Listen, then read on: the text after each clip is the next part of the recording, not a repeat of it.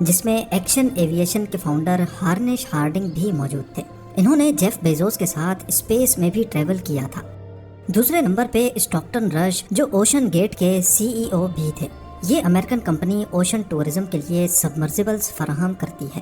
تیسرے نمبر پہ 77 سالہ پال ہینری تھے، جنہوں نے پہلے بھی ٹائٹینک کو وزٹ کیا تھا۔ یہ شپ ریک کے ایکسپرٹ تھے اور ان کو ٹائٹینک کے بکھرے ہوئے پارٹس کی کافی جانکاری تھی۔ اور آخر میں پاکستانی بزنس ٹائکون شہزادہ داؤد اپنے بیٹے سلیمان کے ساتھ اسی سب مرین کا حصہ تھے۔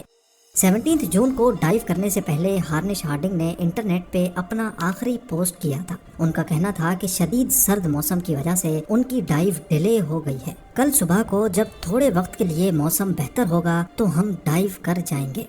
یہ 5 لوگ اپنا شوق پورا کرنے کے لیے مشہور زمانہ ٹائٹینک کا ملبہ دیکھنے جا رہے تھے۔ 1912 میں ڈوبنے کے بعد اگلے کئی سالوں تک اس کو تلاش کرنے کی کوششیں جاری رہیں، لیکن اٹلانٹک اوشن کی ہارش کنڈیشن کے باعث یہ کام اتنا آسان نہیں تھا۔ پھر 1985 میں جا کر آخر کار اوشن فلور پہ RMS ٹائٹینک کا ملبہ مل ہی گیا۔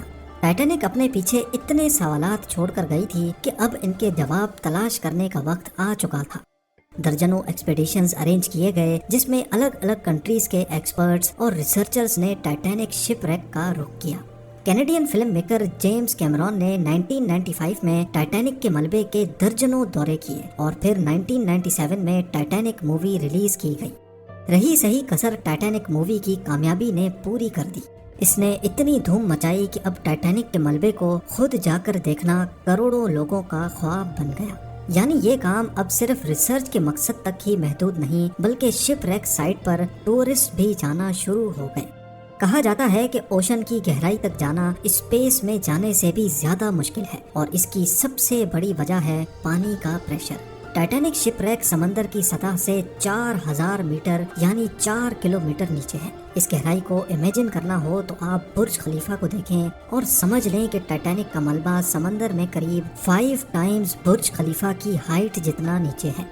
اس گہرائی میں پانی کا پریشر 5800 PSI ہوتا ہے۔ یہ اتنا ہی پریشر ہوگا کہ انسان کے پورے جسم پر نہیں، بلکہ صرف 1 اسکوائر انچ کے حصے پر ایک پورا ہاتھی کھڑا کر دیا جائے۔ تو اب آپ اندازہ لگا لیں کہ ایک سب مرین میں کتنے اسکوائر انچ ہوں گے اور اس پر کتنا زیادہ پریشر پڑتا ہوگا۔ خیر، سنڈے 18 جون 2023 دوپہر کو 12 بجے سب مرین کا سفر اسٹارٹ ہوا۔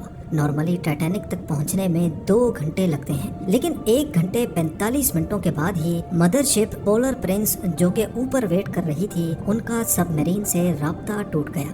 اگر 2 گھنٹے ٹائٹینک تک پہنچنے میں لگنے تھے تو صرف 15 منٹ پہلے رابطہ ٹوٹنے کا مطلب ہے کہ سب مرین ٹائٹینک کے کافی قریب پہنچ چکی ہوگی۔ سمندر کی اس گہرائی میں سورج کی روشنی پہنچنا ناممکن ہے، اور یہاں ہر وقت انتہائی سخت اندھیرا ہوتا ہے۔ اتنی گہرائی میں وائرلیس سگنل کا ٹوٹنا ایک نارمل بات ہوتی ہے، لہٰذا پہلے اس بات کو زیادہ سیریس نہیں لیا گیا۔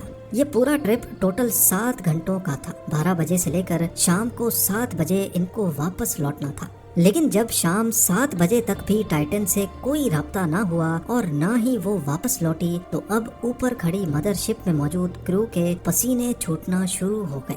Canadian research vessel polar prince نے ٹائٹن کی تلاش شروع کر دی۔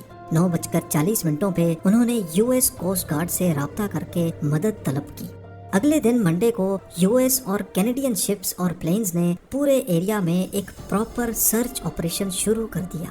انہوں نے صرف سمندر کی سطح پر ہی نہیں، بلکہ سونار اسکیننگ کی مدد سے پانی کے اندر بھی اپنی تلاش جاری رکھی۔ اس ایریا میں جو کمرشل ویسلز تھیں، ان کو بھی آرڈر دے دیا گیا کہ وہ اپنی آنکھیں کھلی رکھیں۔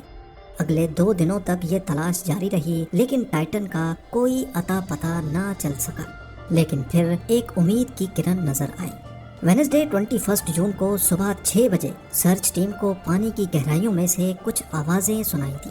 یہ آوازیں انڈر واٹر ریڈارز کی مدد سے سنی گئی تھی۔ فوراً ROVs کو آواز کی ڈائریکشن میں بھیجا گیا، لیکن اس بار بھی ٹائٹن کی کوئی خبر نہ ملی۔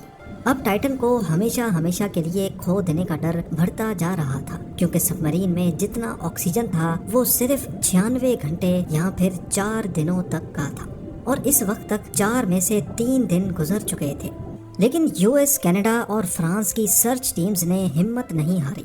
تھرسڈے 22 جون کو دوپہر 12 بجے ROVs کو ٹائٹینک کے ملبے کے پاس بھیجا گیا۔ وہاں پہنچ کر جو دیکھا گیا وہ واقعی دل دہلا دینے والا منظر تھا۔ 3:48 PM پر ROV جو کہ ٹائٹینک کے ملبے کے پاس پہنچ چکی تھی، اس نے ٹائٹن کی دم کا ایک حصہ ٹائٹینک سے صرف 1600 فیٹ دور پڑا ہوا دیکھا۔ جو دیکھنے گئی تھی ٹائٹینک کے ملبے کو، اب اس کا ملبہ ہی پوری دنیا میں ہیڈ لائنز بن گیا۔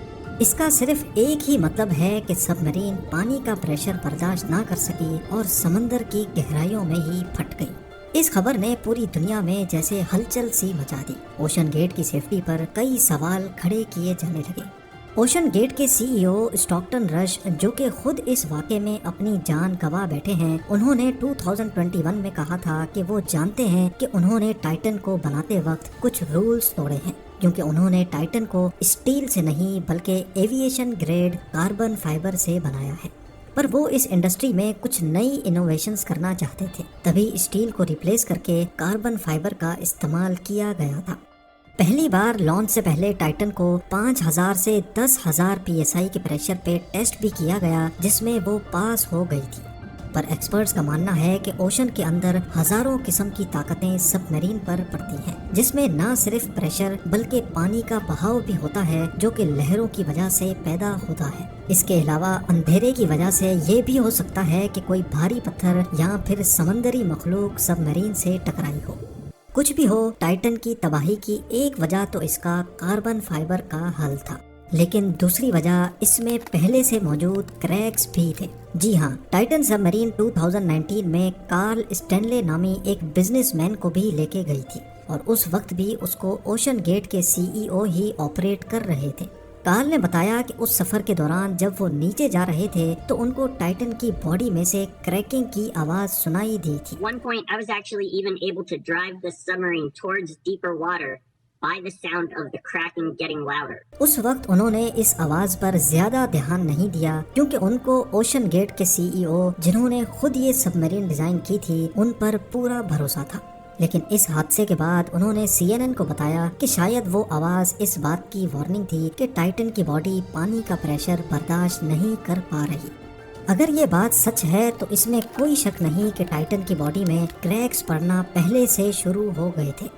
2018 میں اوشن گیٹ کے ایک ایگزیکٹو نے ٹائٹن کی کاربن فائبر باڈی کے خلاف آواز اٹھائی تھی۔ ان کا کہنا تھا کہ یہ مسئلہ سب مرین کے پھٹنے سے صرف چند ملی سیکنڈز پہلے پتہ پڑے گا، اور حقیقت میں بھی ایسا ہی ہوا۔ جس